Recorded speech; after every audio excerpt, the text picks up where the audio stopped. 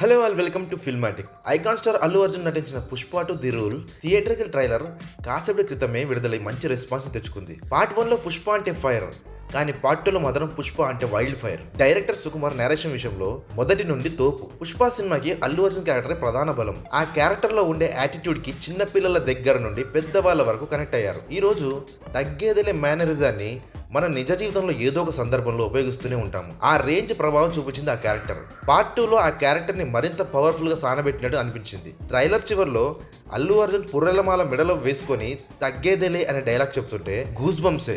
అయితే ఈ ట్రైలర్లో ఎవ్వరు గమనించని ఆసక్తికరమైన విషయాలు ఎన్నో ఉన్నాయి. జాతర ఎపిసోడ్లో ఒక వ్యక్తి చీర కట్టుకొని అరగుండు గెటప్లో కనిపిస్తాడు.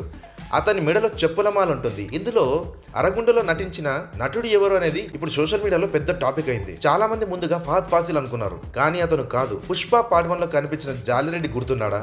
ఆ పాత్రనే ఇది. ఈ పాత్రని Kannada young hero Dolly Dhananjay చేశాడు. శ్రీవల్లితో అసభ్యంగా ప్రవర్తించినందుకు జాలిరెడ్డిని చిత్తుగా కొడతాడు పుష్ప. మళ్ళీ అతను పూర్తి స్థాయిలో కోలుకున్న తర్వాత పుష్పని దొంగ దెబ్బ తీసేందుకు జాతరలో ఇలాంటి వేషం వేసుకొని వచ్చినట్టుగా అనిపించింది.